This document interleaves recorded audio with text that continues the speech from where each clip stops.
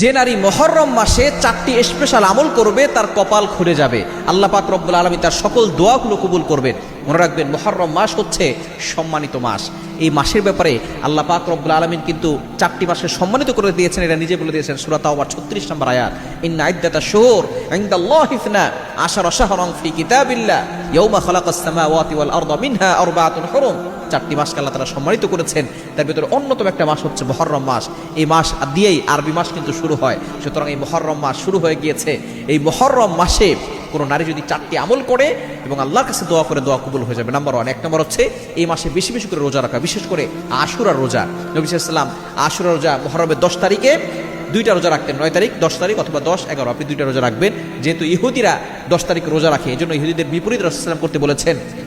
আপনি যদি রোজা রাখি 9, 10 অথবা 10, 11 রোজা রাখার চেষ্টা করব, 1 নাম্বার। এবং আরও রোজা রাখতে পারেন, প্রতি সপ্তাহে সোমবার বৃহস্পতিবার রোজা রাখতে পারেন। এবং বিশেষ করে আইয়ামে বীজের রোজা 13, 14